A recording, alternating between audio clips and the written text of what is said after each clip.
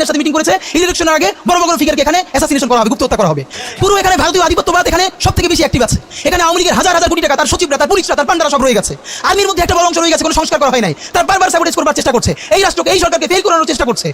তো আপনি মুক্তিযুদ্ধের পরে যে 3-4 বছর এইরকম রাজধানী হয়েছে, সেটাকে যদি অটকুন দিতে পারেন যে নতুন রাষ্ট্র গঠনের আগে এই ঝামেলাটা হয়, তাহলে এই যে নতুন বাংলাদেশের স্বপ্নের মধ্যে এইগুলোকে আপনি বড় করে মক করে ফ্রেমিং করেন, আপনি এই জবান যে আপনার না, এই জবান যে দিল্লির জবান, ভারতীয় আধিপত্যবাদের জবান, সেটা বুঝতে আমাদের পিএইচডি করা লাগে না। সুতরাং জুলাই সনদের সাথে নির্বাচনের ক্ষেত্রে শুধু আমাদের 2 মিনিট কথা। নির্বাচন হতে হবে। আমি একটু ভদ্রতার সাথে এবং শ্রদ্ধার সাথে বিনয় মানে আমি জানাচ্ছি যে ভাইরা যেটা বলেছেন সকল দল মিলে আগামী 20 বছর নির্বাচন না হোক, না, এটা আমরা চাই না। আমরা নির্বাচন চাই। মানুষ গত 16 বছর ভোট দিতে পারে নাই। মানুষ আনন্দ নিয়া শীতের সকালে বাচ্চা কাচ্চাকে কুয়াশার মধ্যে লাইন দিয়ে দাঁড়াই থাকবে, ভোট দিবে। আমরা সেই বাংলাদেশ দেখতে চাই। আমরা নির্বাচন চাই, নির্বাচন হতেই হবে। এই নির্বাচনকে বানচাল করবার জন্য দিল্লি থেকে শুরু করে আওয়ামী লীগ হাজার হাজার কোটি টাকা নতুন করে এখানে বিনিয়োগ করছে। নির্বাচন লাগবে। তবে আমাদের প্রশ্ন হলো সেই নির্বাচনের ম্যান্ডেট হবে কি? এখানেই আমাদের কথা। কোনো ধরনের আপোষ ছাড়াই নতুন নির্বাচন হইতে হবে জুলাই সনদের ভিত্তিতে। এইটাই আমাদের কথা। জুলাই সনদের ভিত্তিতে নির্বাচন হতে হবে এবং জুলাই সনদের বৈধতা নির্বাচনের আগেই দিয়ে সেইটার ভিত্তিতে নতুন নির্বাচন হবে, যেই নির্বাচনের ম্যান্ডেট থাকবে নতুন সংসদে নতুন বাংলাদেশের জন্য আমাদের রাজনৈতিক দলগুলো মিলে নতুন সংসদের নতুন সংবিধান উপহার দিবে। যেই সংবিধান 72-এর বাকশালী সংবিধান, ফ্যাসিবাদী সংবিধান, যেই সংবিধানের কোনো ম্যান্ডেট ছিল না বাংলাদেশ রাষ্ট্রের সংবিধান করবার, কারণ তারা পাকিস্তান রাষ্ট্রের মধ্যে শপথ নিয়ে পাকিস্তান রাষ্ট্রের জন্য সংবিধান প্রণয়নের কথা বলেছিলেন, কিন্তু বাংলাদেশ রাষ্ট্রের কোনো ম্যান্ডেট তাদের কাছে ছিল না। তারপরে তারা সংবিধান রচনা করেছেন, এরপরেও তারা একটা সেই সংবিধানকে লেজিটিমেট করবার জন্য একটা গণভোট দেন নাই। এরপরে যারা 73-এর একটা ভোট চুরির নির্বাচন দিয়েছে, সেই 73-এর নির্বাচনের ভোটের ইশতেহারের মধ্যেও তারা এই সংবিধানকে তারা লেজিটিমেসি দেন নাই, ইশতেহারে রাখেন নাই। সেই সংবিধানকে যুগের পরে যুগ আমরা বয়ে বেড়াবো, সেই দায়বদ্ধতা তো আমাদের নাই। এবং সেই সংবিধান কেমন ফ্যাসিস্ট সংবিধান করা হয়েছে, যেইটার সাংবিধানিক ভিত্তি দিয়েই আপনি একটা কথা বলতে পারবেন যে সবাই বলে আইনের কথা, বলেন তো পারলে একটা কথা, হাসিনা কোনটা বেআইনি কাজ করছে? না, হাসিনা একটাও বেআইনি কাজ করে নাই। সে সমস্ত হত্যা, গুম, খুন এই সংবিধানের আইনের ভিত্তিতেই করছে। সে এই সংবিধানকে ডাস্টবিন বানিয়ে তত্ত্বাবধায়ক সরকার বাতিল করেছে, যা ইচ্ছা করে তাই করেছে। এবার তো সে তো বেআইনি কিছু করে নাই, কথা তো সত্য। আমার বিএনপির ভাইদের প্রতি শুধু একটা আফসোস লাগে, কারো দেখি 72-এর সংবিধানের প্রতি তাদের কি গভীর প্রেম, যেই সংবিধানের মধ্য দিয়ে বাকশাল এসেছে, যেই সংবিধান গণতন্ত্র হত্যা করেছে। আজকে বিএনপির ভাইদেরকে একটা কথা বলি, আপনারা হয়তো অনেকে জানেন না। পৃথিবীতে দ্বিতীয় ইতিহাস আছে কিনা মান্না ভাই জানলে বলবেন, আমি ভাইয়ের কাছ থেকে শুনতে চাইবো। জিয়াউর রহমান একজন সামরিক শাসক ছিলেন। একজন সামরিক শাসক সামরিক ফরমান জারি করে দেশে গণতন্ত্র ফিরেছে, পৃথিবীতে এই নজির নাই যেটা জিয়াউর রহমান করছেন। আপনারা কি জানেন এই যে জিয়াউর রহমান গণতন্ত্র ফিরাইলেন, যার মাধ্যমে আওয়ামী লীগ রাজনীতি করার সুযোগ পাইল বাকশালের পর? সেটা কিসের মধ্য দিয়ে? তখন তো সংসদ নাই, সংবিধান তো সংশোধন করা যাইতেছিল না। কিসের মধ্য দিয়ে? জিয়াউর রহমানের সামরিক ফরমানের মধ্য দিয়ে। পৃথিবীর একমাত্র একজন সামরিক শাসক যিনি ফিল করলেন না সামরিক পন্থা দিয়ে করা যাবে না, গণতন্ত্রে ফিরতে হবে। এবং দেখেন হাসিনারে এবং আওয়ামী লীগের চরিত্রটাই হলো এরকম, এর যে একটু ভালোবাসে তারা সে হত্যা করে। শহীদ প্রেসিডেন্ট জিয়াউর রহমান শেখ হাসিনাকে দেশে আসার অনুমতি দিয়েছিলেন, সুযোগ দিয়েছিলেন এবং বলছে থাক সবাই রাজনীতি করুক। আসার 1 মাসের মধ্যে জিয়াউর রহমান শহীদ হয়ে গেছে, 13 দিনের মধ্যে। এবার দেখেন এই যে আমরা এখন যারা সবাই করতেছি, সুতরাং একটা বিষ, এই বিষের সাথে আমরা কিভাবে লড়াই করবো? জাতীয় ঐক্যমত্য তৈরি করতে হবে। সুতরাং পলিটিক্যাল পার্টি এবং সবার প্রতি একটা কথা, প্লিজ আপনারা বিএনপিকে শতভাগ কর্নার করে দিন না। বিএনপি এই আধিপত্যবাদ বিরোধী লড়াইয়ের জন্য আমাদের একটা বড় শক্তি। এই শক্তিকে এত বেশি কর্নার করা যাবে না যাতে তারা গিয়ে আওয়ামী লীগের হাত ধরে ফেলে। তারা যদি আওয়ামী লীগের হাত ধরে ফেলে তাহলে লড়াইটা আমাদের জন্য কঠিন হয়ে যাবে। বরং বিএনপির প্রতি আমাদের চ্যালেঞ্জ হলো, যেই বিএনপি বাকশালী সংবিধানের প্রতি প্রেম দেখাবে, তারা শহীদ জিয়ার ছবিটা সামনে এনে বলতে হবে যে এই বাকশালী সংবিধান তো জিয়াউর রহমানই ছুঁড়ে মারছিল। বেগম জিয়া বলেছেন এই সংবিধানকে ছুঁড়ে ফেলা হবে।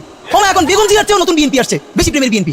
যেই শহীদ প্রেসিডেন্ট জিয়াউর রহমান ইসলামোফোবিক জায়গা থেকে বাংলাদেশের মুসলমান, বাঙালি মুসলমান সব আইডিয়াকে ধারণ করে বাংলাদেশের জাতীয়তাবাদ তৈরি করলেন। এখন একটা নতুন বিএনপি গতাচ্ছে, কেউ চেষ্টা করতেছে পুরো বিএনপিটাকে একটা ইসলামোফোবিক বিএনপি করা। কি ভাই, ইসলামোফোবিক বিএনপি সে কোথায় যাবে? সে কি দিল্লি যেতে চায়?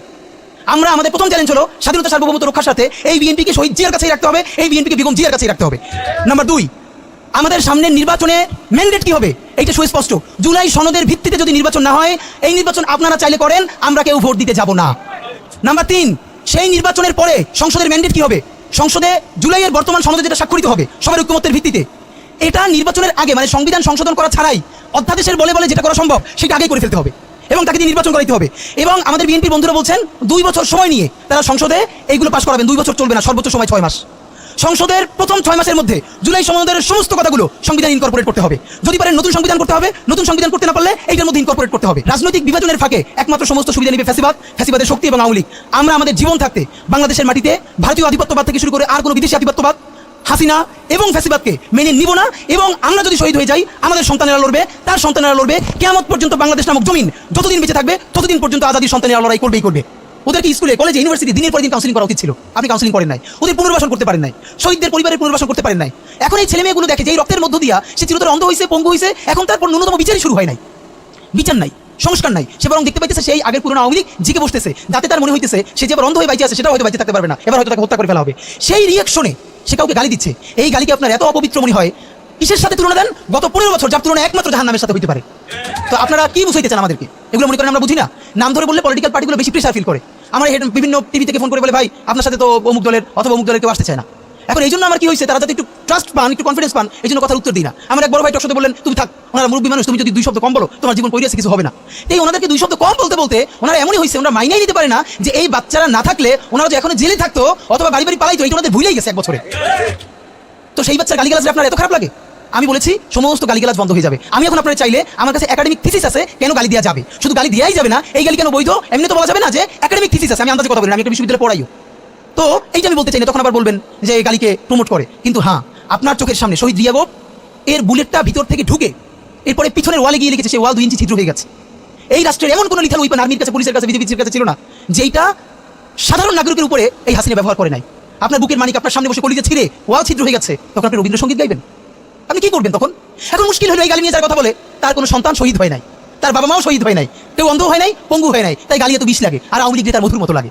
তো এখন আমি সর্বশেষ যে কথাটা বলতে চাই, আপনারা একটা মিডিয়ার ভাইরা কালি শুরু চেষ্টা করে দেখেন। এই যে গৃহযুদ্ধটা হওয়ার কথা ছিল, হইল না, তো অশান্তি তো কিছু থাকবেই, আমরা তো রাষ্ট্র গঠন করবো, এরপরও তো তুলনামূলক কোনো কম হচ্ছে।